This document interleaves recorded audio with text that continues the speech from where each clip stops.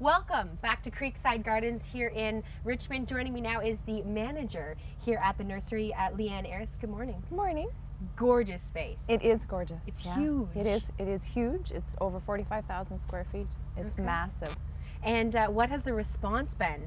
Incredible. When people walk through the doors, it's that moment you hear them just, oh my goodness. Because it's, I mean, this is just annuals in this one greenhouse, and they're just shocked by the size and the selection. And outside of this greenhouse, how many are in the back there?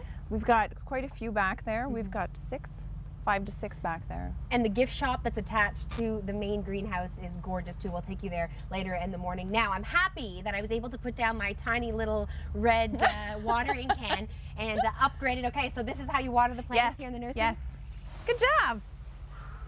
Okay, I don't think that's quite the technique. No, that's okay. No, not even close. Normally we do a couple of things. We can spot water if everything's watered, but normally we'll just... Spot water is targeting individual plants? Exactly. Okay. Depending where the light hits it, we'll dry it out. See, this one here probably got a little bit more light coming through, so this one would be spot water. So how often should you be watering your plants?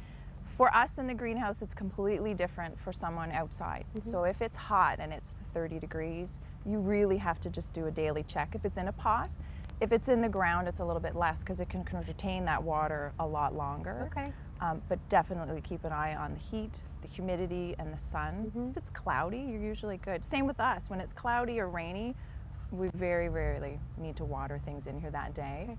Can you poke your finger in the soil, like just feeling the soil? Right. So this one's very, very wet. Right. And this one here, it's still another day or so we'd probably water it, but this is good because it helps harden them off so that they're a little bit more tolerant of not being watered all the time. They'll be fine. Now what's this entire strip here? It's all geraniums. Okay. The whole row. All right. Yeah. Okay, so now we were talking condo solutions. Yes. I've got a tiny little balcony on my apartment. What are some suggestions for me to be able to liven up the balcony? Well, is it shade or is it sun? It's mostly shade. Okay, well, if it was shade for me, I would go with coleus. Which are the ones right over here? Exactly. Okay. Because it comes in so many different colors. We carry a lot. That's just one. Actually, we have another table. You can get them in reds, you can get them in a variegated color, and they're very tolerant of the shade, definitely. So, Leanne, why did you, I know you originally had a position in administration. Yeah. And you decided to switch to horticulture. Yeah. What prompted the switch?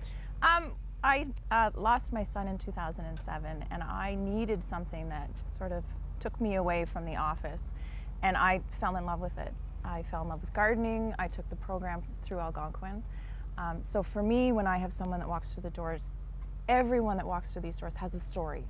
I believe they don't come in here for just a simple flower. I mean, people have got jobs where they're stressed. They just need that space to just relax at the end of the day. So for me, I try to tell my staff, you know, it's not just a client, it's not just a number, it's more. So the space for them is a big deal. You don't know why they're buying a garden or putting one together, and I try to keep that in mind. Yeah. Is gardening a bit of an escape? It really is. Like I said, when they walk through the doors, it's just, they breathe easier. So when you get home and you have a space that you just can just relax and forget about that day, it just helps breathe easier. It's good. If you head to the Creekside Gardens website, you can look at all of the information. Yeah. Now, if you're in the same boat as me and you know very little about gardening, we'll try and teach you as much as we can throughout the morning, but the great thing is when you come through the doors, the folks at Creekside know what they're talking about, so they can help answer your questions. Now, we have to remind you that the grand opening will be happening tomorrow from 8 a.m. to 8 p.m. Yes. It promises to have good food, music, entertainment, lots of fun, so if you're interested in coming on down, we welcome you. We've got plenty more to show you from Richmond.